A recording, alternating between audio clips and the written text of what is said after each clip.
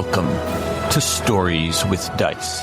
This is Star Trek Magellan, a Star Trek Adventures 2nd Edition actual play podcast. If you're enjoying our actual plays, please subscribe to Stories with Dice so you'll never miss an episode. Don't forget to rate and review us. It really helps others discover the podcast. Follow us on social media to stay updated. You'll find the relevant links in the description of each episode.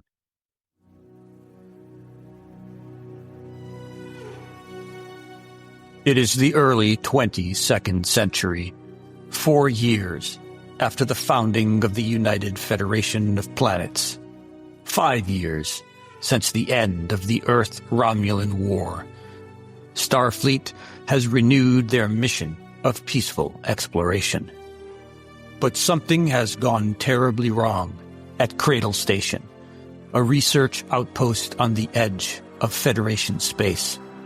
The crew is dead, its lead scientist missing. The USS Magellan's mission? Unravel the mystery of Cradle Station and boldly go where no one has gone before. Hello, Ed. How are you today? Good, a bit achy. Been doing some stuff on the weekend, but yes. Good, but achy. That comes with age, right? Yeah, I think that's the problem. Damn it. If only I could go back about 300 years, that'd be wonderful. So you're playing Dr. Travis, correct? I am the Chief Medical Officer. Plummeting to his death, and... As always. I expect nothing else. As always. And we... hello, Tony. All my fellows. Tony lists his name as Tony Sexy Andorian, in case anyone was wondering why I've been calling him the Sexy Andorian all this time. So he's our Sexy Andorian. He's Captain Kar Thazareth. And then we have Douglas, who also lists his name as Sexy Moonman. And he is our Chief Engineer, Lieutenant Junior Grade Steve Rhodes. Hello, Douglas. Yes, I just follow whatever Tony does, naming convention-wise. Always wise. And then my brother is back for us, Carmelo, playing Lieutenant Commander Maris, our Chief Science Officer. When last we left off, each of you had ended up in a different location, and, GMs love that. So we're going to begin by checking in with each of you right in those moments before the city district broke apart and started plummeting to the planet's surface. We also need to account for Lieutenant Maris, since Carmelo was out last week. So we had Maris heavily sedated in sickbay after he started exhibiting similar behavior to the scientists at Cradle Station just before the scientists all died. And since sickbay needed the bed space as they were evacuating the mining facility, we'll say that the nurse, Shax, had our sedated science officer transferred to his quarters. And now before we get back into it, I've just got a couple of quick corrections from the last session. First, I made a rules mistake. We went over the crew support limit, which is 3. So Dr. Travis brought along 3 supporting characters on the shuttlepod, and then our chief engineer requested one as well. That was the navigator. So, oops, we're not going to retcon that. We're just going forward. We'll try to remember that your crew support value is 3. Second, I forgot to deduct the resistance from your number of successes on the extended task rolls during the evacuation. Oops again. But I went back and checked your preparation rolls that you all made before arriving at the Corella system, and since the captain and the chief engineer succeeded on theirs, I believe the doctor failed his. I just ruled that those 2 successes lowered the resistance of 2, knocked it out, so we're not going to retcon the progress that you made on the work track for the evacuation. And then lastly, this one's for our listeners. I should have mentioned this a lot sooner. Star Trek Magellan is set in an alternate Star Trek universe, so some elements may differ from established canon, and you may start to notice those divergences as we get deeper into the season. So, without further ado, we begin with the Chief Medical Officer's log as the camera pans across the Magellan, drifting away from Cressida City, the docking arm torn clean from the airlock. Chief Medical Officer's personal log, supplemental. My mother is on the planet's surface. Her message said the miners were humanoid, sick with deuterium poisoning. But according to all our records on Corella IV, the only documented signs of life are ruins from an ancient civilization. There's no mention of any intelligent species currently inhabiting the planet. To make matters worse, on my way down in the shuttlepod, a section of Cressida City broke away and plummeted to the surface. The district had mostly been evacuated, but 10 children were still stranded when it detached. In some kind of miracle, I managed to land on the falling district and get the children aboard. I thought we were safe, but now the whole platform is giving way beneath us. The scene of the Magellan moving away from Cressida City fades to black, and we open on Lieutenant Maris at his science station. The red alarm klaxon blares in the background. The camera lingers on his rank, Lieutenant, not Lieutenant Commander, and his torn United Earth Starfleet uniform, not his Federation uniform. The camera pans back to reveal the bridge of the Starship Republic, or what's left of it. Smoke fills the air. Consoles spark, flicker, and die. Suddenly the ship shudders. We hear a loud crack as a support strut snaps free, plummeting toward the command chair. Time seems to stretch as the massive beam falls, its trajectory inevitable. Captain Jennings, still clutching the armrests of his chair, doesn't see it coming. The strut strikes him with brutal force, throwing the captain backward into the seat. His body jerks and then goes still. Neck twisted, eyes wide in a final horrified stare. All around Maris, the rest of the bridge crew lie scattered, some unconscious, some are dead. The red alarm klaxon mingles with the voice of the ship's computer, calm, emotionless. Warning, warp core breach. Imminent. Then there's a burst of static over the comms as a young officer's voice, taut with panic, says, "All hands abandon ship! Crew to the escape pods!" So, Lev Maris, you're in the midst of the Romulan War. You've just heard the computer warn of a warp core breach, and then you heard that voice instructing the crew to the escape pods. You're on the bridge, your captain is dead, most of the other bridge officers are dead or unconscious. What do you do? Okay, so it's a quick question. I'm having a psychic flashback because it seems real, doesn't it? It seems very real, yes. And you remember all of this.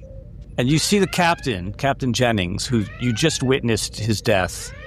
He moves, and he looks at you, and he speaks. Only now does he begin to understand that this is a memory. Curious creatures to have come so far and still understand so little. And then the dead armory officer, he's hunched lifeless over his scorched console, jerks upright, turns around and looks at you. And from his mouth issues a chorus of voices, layered on top of one another, speaking in unison. When they are not at war with others or with each other, they wage war within themselves. This one fights himself for having survived the destruction of this vessel, for having fulfilled the basic directive of existence. Who are you? And what are you talking about? What do you mean? We have no need for what you call names. Long ago, we grew weary of sentience itself. Why do you insist on forcing it back upon us? I'm not forcing anything on you. This man you search for, I believe his designation is Dr. Corby. He meddles in affairs better left alone and has set your kind on a dangerous course. Where is this Dr. Corby? I vaguely remember I'm searching for him, but I'm here, on the ship, the Republic, with you. And then this memory that you're having, the scene, it shifts, and now we're moving into a cramped, smoke-filled corridor of the Republic, and you're racing toward the escape pods, but you come up against a sealed bulkhead. A hull breach had vented that whole section into space. The escape pods are gone, and then the scene shifts again, and you're sprinting toward the hangar and into the last of the shuttle pods. There are some wounded people all around you, and there's a medic who's hunched over someone, and he just sort of turns and shakes his head, and it says, we've lost her. And then she sits up and looks at you and says, "You would do well to avoid the Ancient Ones, the first to awaken in your universe. the first to conquer, and the chattel armies they left behind. And then she collapses back onto the deck. And the shuttle pod drops from the bay, arcs away from the shattered carcass of the Starship Republic, the shuttle pod engines flaring to high impulse. And through the viewport, there's a brilliant flash, and then silence as the starship tears itself apart. And now you're drifting in space in the shuttle pod with the last survivors of the Republic. And there's that dead body on the deck of the shuttle pod that spoke to you moments ago. Nobody else seems to be aware that this crewman spoke to you, this dead crewman. Do we have the tracker beacon on? Maybe some Federation ships could pick up on us. And the pilot says, we're broadcasting distress calls on all friendly frequencies. Oh, okay. What's our oxygen level?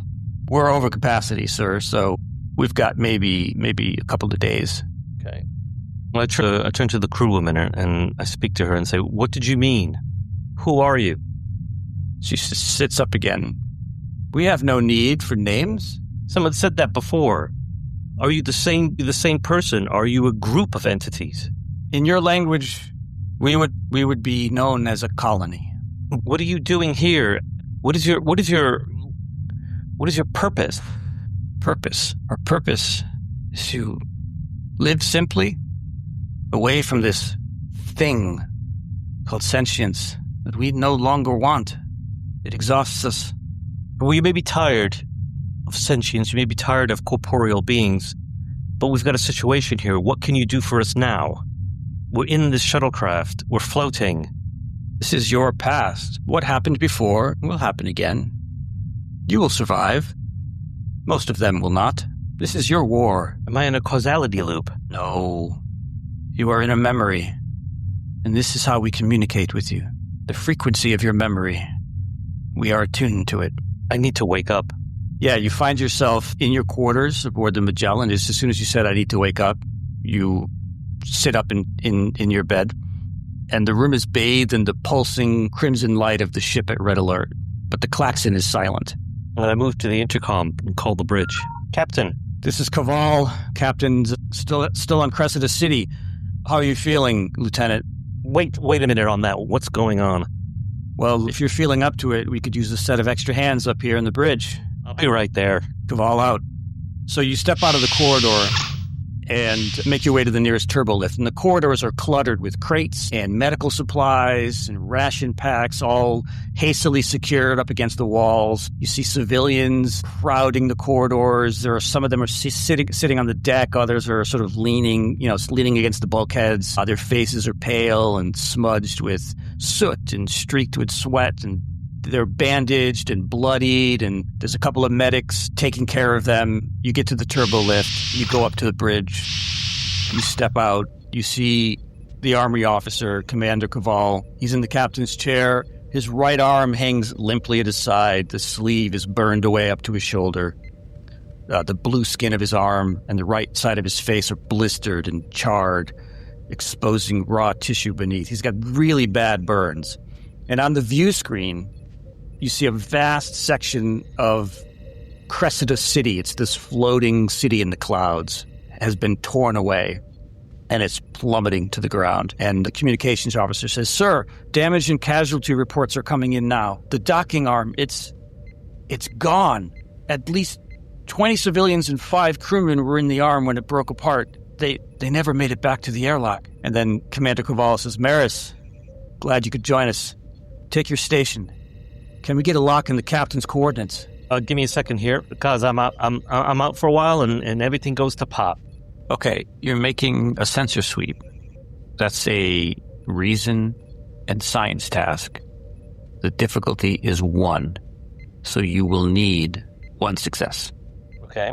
And you have sensor operations as a focus, so you can, where it says using focus, you can check the box there. Okay, using focus, got it.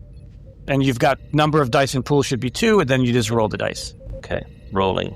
There was a complication, but he's got a success. Douglas, do you want to roll for the ship?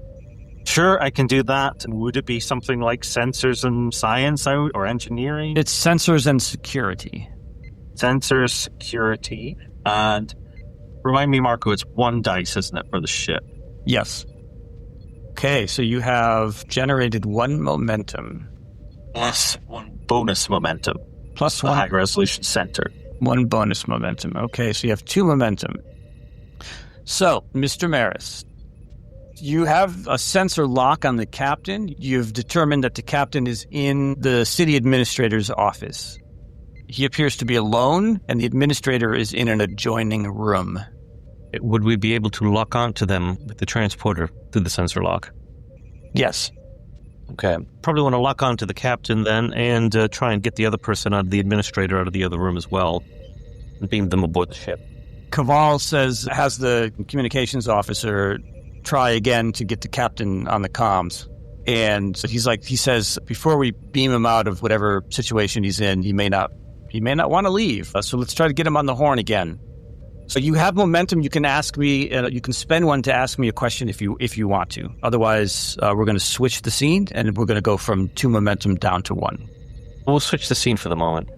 So the scene changes, and we see Captain Carr standing in the spacious office of the Cressida City Administrator. He's looking out the large windows that overlook the city, and there are fires raging, and there's smoke coiling upward in thick plumes. And his antennae are twitching. Behind a closed door on a side chamber, voices are filtering through. Administrator Phillips says, you can hear this, Tony. Aliens are captaining our starships now? Why did you have to send a goddamn Andorian? And then you can hear Commodore Travis respond. He wasn't my first choice, Administrator, believe me. If I could have sent anyone else, I would have. And then you hear a console beep. And there's a pause in the argument they're having. And then the administrator says, I have to go. And then the door opens with a swish. And she has a phase pistol in her hand. And she steps into the office and she's pointing it at you. Why have you launched a shuttlepod to the surface, Captain? I'm not reporting to you regarding what I do with my ship. So please point that gun away. Your ship. It's an Earth vessel. You shouldn't even be in command. Yes, right? You wouldn't understand. How could you? You're not even human. Repeat that again. And I take a step forward. Step back, Captain. I know how to use this.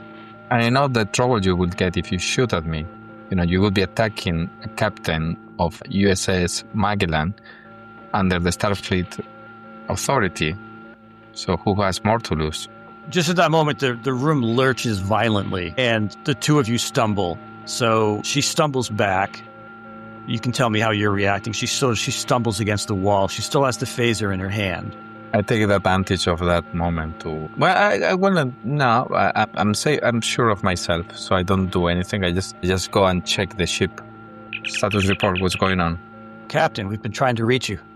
Since that district broke apart, the rest of the structure is unstable. What time do we have? Unknown, sir, but we need to get you, the rest of our crew, and everyone else we can find out of there as soon as possible. Report on how many people are left on the city. Too many, I guess. I don't have exact numbers, but we're packed to the gills here in the ship, and we're just hoping against hope that the fleet arrives for the rest of these refugees. We've got some of them in the pattern buffers. We have those ore transports packed to the gills with evacuees waiting to be let out. Let's get them out as fast as we can. Do I know if I can make it on? I mean, if it is back very far away from where I am to the ship, can I make it quickly on my own? When the district broke apart, the docking arm broke, so they'll have to beam you out. Okay. Well, whenever you can, just beam us up. First try to get as many people as possible. Do that as a priority for now. Aye, aye, sir. I look at Phillips. Is like, you heard that, right? The city is going down. You will be better helping your people than threatening me here. Get them on board of my ship, get them on the shuttles, and get them out of here. Stop bickering. Are you going to beam us out of here? Still on time. First, do your duty. Help your people. Tell that shuttle pod to turn around, Captain. I will do nothing of the like. I have this dauntless talent that is, whenever somebody's trying to intimidate or threaten me, I suffer too stress to ignore that attempt. So I'm kind of playing on that, I'm on, I will not budge. She shoots you. So be it. So be it. I mean, our captain is hardcore. He is hardcore, that is true. I guess I can try to react or something, or I just cannot. I don't know how this goes. Or do you just stare her down as she shoots you between the eyes? I'm dauntless, but not that crazy. Is that the best you've got? Yeah, and I have this intense talent. When you succeed at a task where you purchase, when I purchase one or more D20s to buy any threat, it's not this case, right? I'm not purchasing any threat. I'm using threat to do something, right? You are giving him threats, so I suppose you are anti-threat. So it says here that then you generate one bonus momentum for each D20 purchase. Bonus momentum might not be safe. So it feels like I give you threat, but I can also gain momentum. Yep. When you succeed at a task where you purchased one or more D20s by adding to threat, you generate one bonus momentum for each D20 purchased. So you're giving me threat to disarm her, and that gives you a bonus momentum that you can't save, so you have to use it immediately. So you can use it to buy a die. Yeah. What is this, fitness and security or daring and security? Daring and security. So I get another die, I guess? 3 die instead of 2? Exactly. 3 successes. All right. So yeah, she goes to shoot you, and just before she manages to pull that trigger, you grab her arms, grab her hands, knock the weapon out of her hand. You've got her now dead to rights. What do you do? And the weapon, the weapon fires, but it's like up into the ceiling or whatever. And you can either grab the weapon and keep it in your hand or toss it to the ground, whichever you prefer. Well, I will knock her out if I can. All right. Just hit her to knock her out. Okay. Let's say I'll just say that'll cost you 1 momentum to just knock her out. So now that way we don't lose any momentum when we shift scenes. So yeah, you've knocked the administrator out. Now what do you do? And I will, and there's nothing to tie her up, right? Not really, no. Not really. I would call the officer on the transport. Please beam up the administrator directly to the prison on Magellan. Yes, sir. Just to be kept there until my order. Yes, sir. One to beam directly to the brig. And so Administrator Phillips is transported away to the Magellan. And I will go down to try to sort things out as much as I can. So let's now check in with Chief Engineer Rhodes. He is in the engineering bay of Cressida City. Things are probably not going well. Things are not going well with Ensign Jankum. So the two of you were ready to crash land the city as soon as the captain gave you the order. But then without warning, the deck shook violently beneath your feet. There was this deafening crack that split the air. It felt like part of the city breaking away and tearing free. And the floor just tilted, and before you could react, the entire side of the engineering bay just breaks off. And suddenly, you're exposed 30,000 feet in the air. The air is thin and freezing, and it's a struggle to breathe. The cold wind is just rushing in, biting through your uniform. You quickly grab emergency breathing gear off the wall, and you can see below the remnants of that part of the city plummeting to the surface. And then you hear the roar of a Magellan shuttlepod zip right past you, following the falling district. And you can see debris and jagged pieces of metal and stuff streaking by you. And a computer voice crackles over the comms. Structural integrity is failing. Please report to your nearest designated escape vehicle. And Ensign Jacob just sort of looks at you like, what do we do? What do we do? Can I go check the computer readout to confirm what the computer voice is telling me? Yes, absolutely. The structural integrity is failing. The whole rest of the city is slowly starting to break apart. Okay, so if we're doing this, we have to go now. Because there won't be, if we delay any longer, there's not going to be anything. Plus, this place is a refinery, right? Of, what was it refining? Deuterium. Now, deuterium has to be stored at sub-zero temperatures, or else it gets quite volatile. As in, it burns hotter than plasma if it ignites. So, if the whole thing just drops onto the ground, that's a massive ecological disaster. If we crash into the ground might be less of a disaster. Some of it might not explode. As in, there's a lot of mights, maybes, and possiblies. I'll turn to Pog and be like, have you got that trajectory programmed in? Yes, sir, but you heard that we have to get to the escape vehicles. If we don't do something, nobody's getting off this thing. We're going now. You can leave if you want, Ensign. But the captain hasn't given the order yet. It's up to yourself. I'm going to start our descent, and I will go to the computer. Yes, sir, and he goes to the next console beside you. So he has chosen to stay with me, has he? Yes, he has. Good man. All right, let's try and start bringing this thing down. So you tell me exactly how you want to approach this. So we have... Hog has got us a flattish area, apparently, where we can end it for. So I'm just sort of going to have to sort of like start to reduce the sort of thrust from the ship, the thing, to like slower descent. And then it'll be a case of once we've got like a downward momentum, using the other thrusters to keep us upright, if that makes sense, and not like... So it's a lot of just like turning all the general thrust down a bit so we start descent, and then lots of little adjustments like left, right, axial sort of thing. Yep, okay. And since you lost part of the city, you also lost some thrusters, so your complication is going to be, instead of 2, it's going to be 3. Okay. Someone can roll for Jankum as an assist, and the assist person rolls 1 die. And so I imagine for you, Stephen Rhodes, you're going to roll daring and engineering? I would not say no to that, and I would like to spend my determination. Okay, which value are you using? I'm going to use it on the value which is most times things don't go to plan. I was just looking at that one. That's great. It was either that or make do with what you have.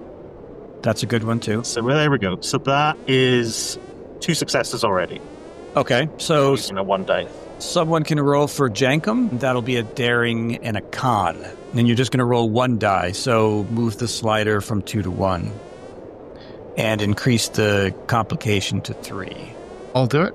That is 4 successes. And Jancom got 1 success. Stephen Rhodes and Navigator Jankum. Even though Jankum had failed at his initial task of plotting the course down to the planet's surface, he'd failed that task last episode. Stephen, you let me know how you want to narrate some of this.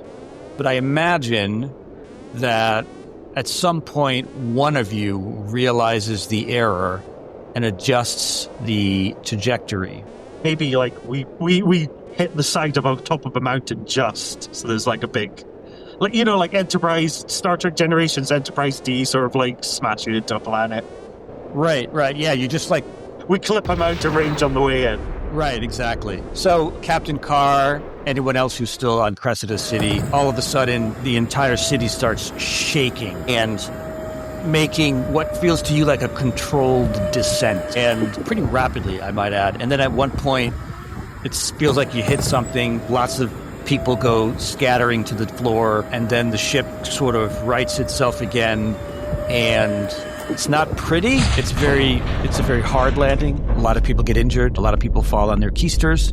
But you, Captain, you know that this must be your chief engineer because he had this plan. God damn, he actually landed a city that was going to fall out of the sky and disintegrate. So I think that dude deserves a promotion. If he survived, we don't know yet. If he survived, that's right. We don't know yet. So now let's change and by the way, you needed 5 successes and you got 5 successes and no complications. That was nothing short of amazing. Dr. Travis, you're inside the shuttle pod with Cadet Asha and Ensign Blank and Ensign Styles. That was the other red shirt you brought with you. So we're backing up just a little bit to before the end of the last episode. So the shuttle is perched on what remains of the disintegrating district. It's already in free fall, plunging down to the surface. Ensign Blank has hauled in the last of the children through the hatch, slams it shut. It seals with a thunk, just as everything beneath your shuttle gives way. Everything lurches, and then the shuttle just drops. And what's left of the district breaks apart completely. into massive tumbling debris, metal, stone, everything, just plummeting through the air around you. The shuttle groans, there's wreckage that's banging onto the hull. The shuttle pod rolls as it gets hit by all this debris, and nose down, you're now nose down, just plummeting to the planet's surface. Behind you, the children are screaming. They'll be fine. It's just like an old school ride. Yeah, it's like a roller coaster, right? You're tumbling and you're spinning around. So to get the shuttle pod under control and make it safely to the surface, it's a difficulty 3 daring and con task. And it's going to be, and this is another mistake that we made last episode, it's going to be assisted by the shuttle pod. Yes, we didn't do that last time. Engines and cons, so someone can roll for the shuttle pod. Right, well. You have no momentum. It's fine. Who needs momentum anyway? You can give me threat if you want to buy more dice. I could. I'm going to use my either hazard awareness or composure. Probably, my composure. That's what I'm going to use. I'm holding on to it. I am going to use daring con or use my focus. And do I want to? Yes, I think I'm going to give you some threat. Okay, how much? So 1 threat buys you 1 dice or 1 die, and then 2 more threat will buy you a second die. Yeah, so I'm going to just take the 1 because I can't really give you too much more threat than that. I think you've got more than enough. Do I? Do I have more than enough? I don't know. I suppose you can always have. You can never have too much. Don't be afraid of threat. Think of it as like a drama engine. Well, in that case, I'll go for another 1. Have 3. So I'm going to have 4 dice. Okay. Complication range? 2. I rolled for the shuttles, so it didn't succeed in anything. So it's all up to you, Ed. Okay, let's see what I got. Wow, 2 successes. What did I say you needed? Let me see what my notes say. 3. Ooh, okay. I'm going to say that this is a success at cost. So here's what happens. You're just getting the shuttle pod under control. The whole thing is just shaking in your hands as you're piloting it down. You've got those kids screaming behind you, and it's cramped. So like right on, they're screaming right on the back of your neck, Yep. And you've got the cadet who's probably terrified, and then you've got the 2 ensigns. I'll be calmly talking to them as I'm doing it. They probably can't hear me because of all the noise. Yep. And the clunking of all the bits of metal and whatever else on the hull. But I'm just talking them through it as if I'm like going for a gentle drive around, San Francisco. Okay. Yep. So you just managed to get it right, and you think, oh, you've got it. You're going to land this thing. You've got it under control, and you see the entire rest of the city. Its thrusters are bringing it down to the planet's surface. It clips a mountaintop and clips you. So I get covered in the dirt of the rocks of the mountain. Yep. And it makes a really, really hard landing. And so do you, right down onto these old cobblestone streets. Your head hits the console. This isn't going to be soft. Take away 2 more from your stress. Yeah, I haven't actually yet. You haven't healed yourself yet. No, not yet. Yeah, I basically try to lift my hands up, but not quick enough, and I whack my head into the console. So now you have another injury. Okay, and so you've crashed into this really old stone city. Your shuttle is not in good shape. You're going to have to do some repairs to get her up in the air again. And out the viewport, you see a reptilian humanoid. Okay, I will shout back at our red shirts and say, check the kids. Are they okay? Just a couple of scrapes and bruises, sir. And a whole lot of dirty nappies. I kind of hold my head wound, which is sort of like bleeding and stuff. And I'm sort of like massaging my shoulder where I heard it before, from where I got hit by one of those tentacle things. And I guess I'm going to vent whatever kind of stuff is going on inside the ship. So I'll have to open up the side door. And I'll sort of like grab one of our phasers. Are they phasers? I suppose they're phasers, aren't they? They're phase pistols. Phase pistols. And I'll kind of like stumble out of the side of the ship looking at said alien. And I just sort of like raise my hand in a sort of weird wave. Nothing else. Just sort of like... He kind of mimics you. He's like waves it back at you. I kind of look at the shuttle and I kind of shrug my shoulders. You do have your universal translator, which is hooked up to your communicator, so there's a chance you might be able to communicate with him. It's unclear. Yeah, I'm kind of a bit dazed and I kind of look around the city and see what else I can see.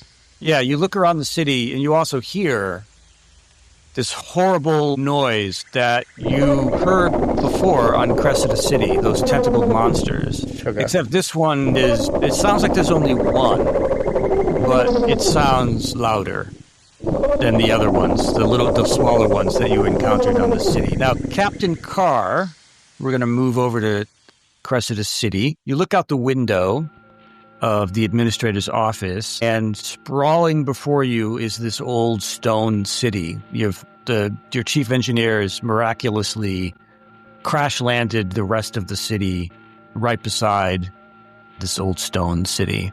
What do you do? First, I check on Lieutenant Rhodes. Okay. Lieutenant Rhodes, your communicator, is beeping. I kind of just ignore it for a moment because I've probably got quite a bad concussion considering literally like outside is right next to me. So yeah, out the big hole. Yeah. So you and Jankum are like flat on your backs on the deck. A lot of the engineering bay has crumpled around you. You're in like a pocket that didn't get squished, the two of you. And you're dazed. You probably have a concussion. Jankum he's caught under some beams. His leg is caught. I'd help him then. If I can see that someone's in danger, I'm going to ignore my communicator. Okay. So, Captain, you're not getting any response from your chief engineer. Contact my ship. Commander Caval here. Captain, what the hell just happened? Are you all right?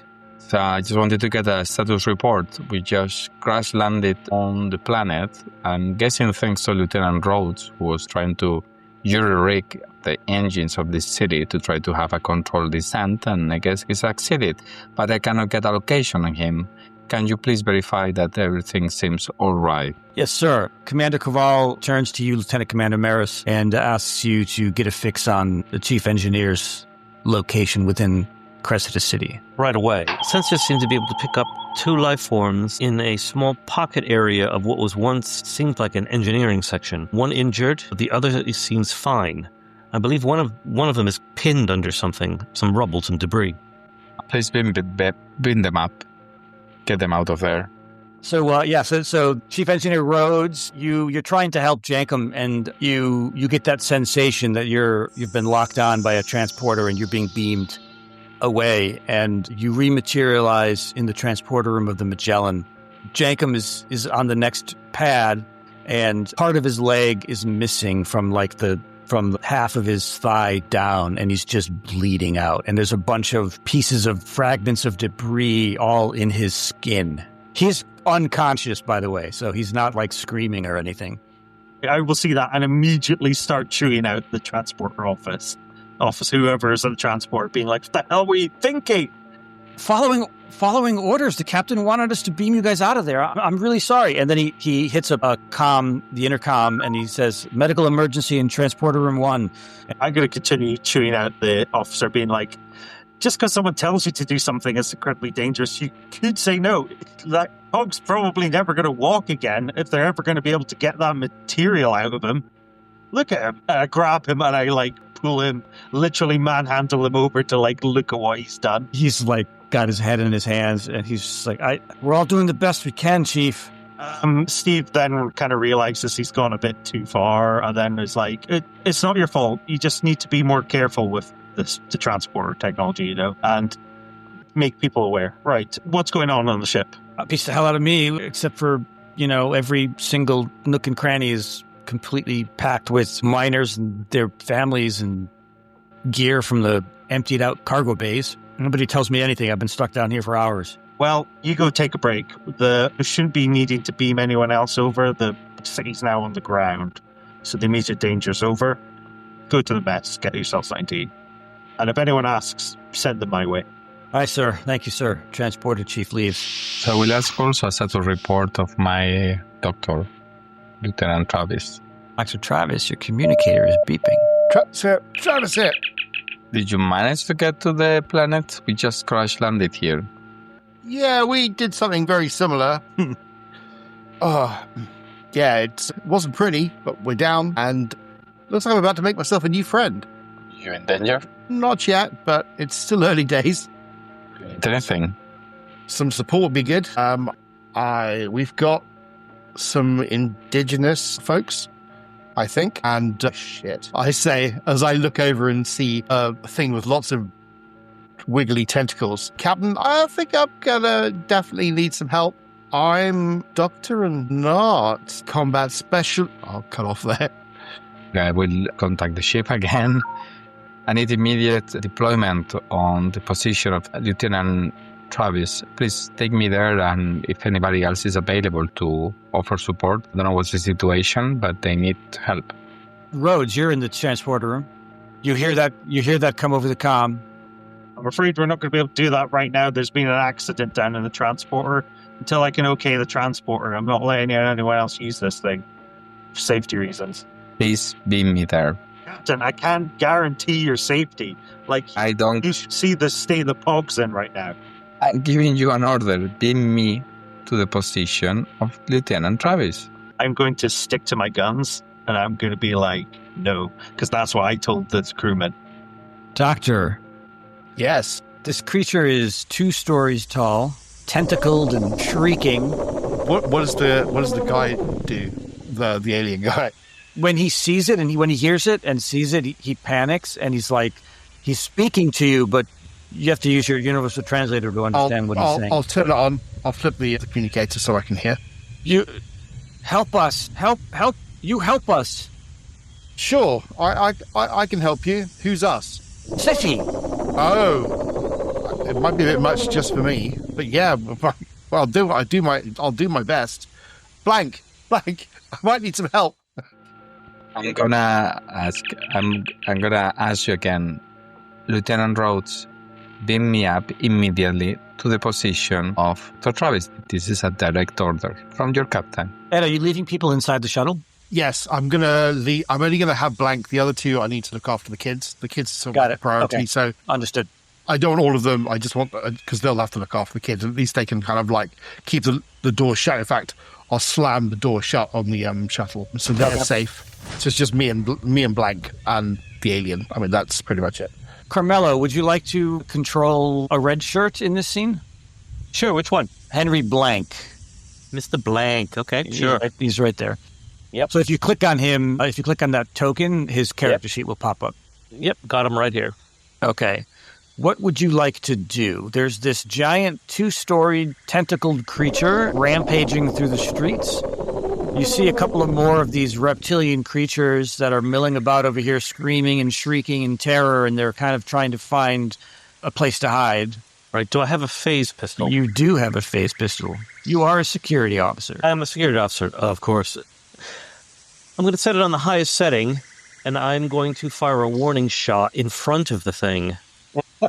Okay. Well, wait. Ensign Blank had already encountered these creatures before, so you know that they're not intelligent. Right. Okay. Fair enough. Kill it. Yeah, I'm going to set the phase pistol to the highest setting, and I'm going to shoot at it. So are you setting it to stun or to kill? I'm going to set it to kill. All right. That gives me 1 threat. So you are going to make a control plus security task. Control plus security. Got it. Okay, and you do have hand phasers as a focus, so you can check the box that says using focus, and then roll dice. Roll dice. Hey, look at that. All right. That is exactly what you needed. Okay, so your phaser hits this creature squarely in what you guess would be a torso, and you had it set to kill, did you not? Yes, I did. Okay. I'm spending 2 threat, and nothing happens to it. Oh. That's not good. I look over to Blank and say, I think we need a bigger gun. We're going to switch for a second. Tony, Captain Carr, and Chief Engineer Rhodes. The captain has asked you one more time to beam him directly to Travis's location. Are you still disobeying a direct order from your captain? Okay. I've told him the risks, and he has ignored my pleas. And now he's getting all uppity. So I'm like, he is, but however, he's risking his own neck. He's not risking someone else. like what happened last time. Correct. So I will be like, Captain, I will beam you, but I'm not held responsible for anything that may happen. Weird. Okay. Let's see about doing this quite complicated transporter maneuver. So I would assume this is some sort of control plus engineering. Yeah. The ship probably is doing something. Yeah, sensors plus engineering. Complication range is 3, and you're going to roll 1 die. And a ship always uses a focus, so click use focus. So use focus, 1 die only, and roll. 2 successes. And I do not have any focuses relevant to this. But I think it's enough. That's nice. very good. Okay, so you have 3 momentum. There you are, Captain Carr. You have beamed. You have been transported beside the Filero. Dr. Travis is right in front of you. Dr. Travis, you hear that tingling sound of your captain dematerializing, or rematerializing, I should say, in front of you, or behind you. The alien, by the way, totally taken aback by this. And Captain, you see this lizard humanoid. He's friendly. Who's conversing with Dr. Travis, begging for help, basically. And a giant tentacled creature rampaging through the streets. But that isn't. In which case I switch to the alien guy and I say to him/her, I don't know, I don't want to pry, and say, get your friends and bring them this way. And I guess I'll say to blank, cover us, and I shrug and I'll kind of look in the tentacle creature's direction. You're going to look at it, or are you going to shoot it? I'm gonna, well, do you know what? Screw it. I'm gonna shoot it. It's not my main thing. I've had some basic training. Why not? And so if I can annoy it, and I guess I'll be shooting it. So I guess that's that. So daring and security, is that correct? No, that's control and security. Control and security. Okay, that's good. And I will take a pot shot at it, I suppose. Can I aim and then shoot? Because I'm not really moving, am I? So you're not moving. Yes, you have minor actions plus major actions. So a minor action is aim. You can aim. Yep. And that means that you can re-roll a single d20. Right. On the task, and then you can, for your major action, you can shoot him. I mean, I'm not going to... I think I could just milk composure for all it's worth, but I don't think I'm going to do it in this instance. And are you setting your phaser to stun or kill? Whatever. I'm not even going to think about that. Whatever it is at the moment, I'm just going to use it. Got 3 successes. 3 successes. Okay, so you've got a momentum here. Now, you can spend that momentum to increase the severity of the injury that you inflict. That sounds like a plan. I'll do that. I'll spend that one. So I forget what the severity is for the phase pistol. I think it's 3. 3. It's 3 damage. You're going to do 4. Yep. Okay. I'll just stop. Take a sort of very Starfleet trained kind of like stance and just fire controlled shot or whatever it might be that they taught you at Starfleet Academy, and do that. Okay. Nothing happens. Shit. That's what I'll say. And now the creature moves forward. Captain Carr, what are you doing? So we'll move forward one zone, I guess. Okay. If I can do that and shoot. Yep. Okay. So we'll move forward and say, fall back, and I'll shoot at the thing. Okay. Control plus security. Yes. How long, Captain? 1 success. Sorry. Sure, I've That's used okay. that Your phaser blasts this stone wall behind him and just shatters it into dust. Captain, if we all try and fire at the same time in roughly the same place, maybe a controlled burst from 3 phasers might do the trick. Thank him. Someone's earned their pay today. Scott, you see your mother coming out of this building right over here. For done stuff of, right? Okay. I mean, let's make it nice and complicated. Mom! The creature is now going to go. This guy right here. So he attacks this reptilian right here, and he's dead. And your mother shouts, "No!" Now the initiative goes back to you. So Henry Blank had the idea. So Mr. Blank, you want to roll. The 2 of you guys can roll assist dice, so you'll each roll 1 die. Keep it on control and security, yes? That is correct. Okay. I think, should I buy some more dice? Yep. Seems like a plan. Okay, so I'll go to 3 dice. Hell, go to 4. Use another 2. All right, we'll go to 4, and then we'll roll. Go on then. We'll just... Holy smokes. So Henry Blank got 5 successes. Scott Travis got none and a complication. What about our captain? It was a success. It was a success, yes. Okay. So that's 4 momentum that goes back into the pot. You can now use that momentum to increase the severity of the injury, but you can only do it twice. So the injury is 3. You can spend 1 momentum to make it 4, and then another momentum to make it 5. Maximum damage. Maximum damage. All 3 of your phaser beams converge onto this 2-story tall tentacled monstrosity. It starts to glow and it's shrieking and all of its tentacles are flying around, flapping around, and then it just disintegrates. It just disappears. And at that point, if you want, for my complication, I look at the captain and go, Captain, I don't feel so great. And then collapse, blood coming out my nose and stuff. My head wound is more than it should have been. Yeah, that is perfect. And we're going to switch scenes here. In the cold vacuum of space, 3 Federation starships emerge from warp. The USS Icarus, a Daedalus-class starship, leads the formation, followed closely by the USS Integrity, an Integrity-class starship, and the Earth colony ship, Red Sea. These 3 vessels settle into orbit around Corella IV, and the lead ship transmits a message over the comms. All miners and personnel of Cressida City, this is Captain Joyce, USS Icarus. Prepare for immediate evacuation. We are beaming you aboard.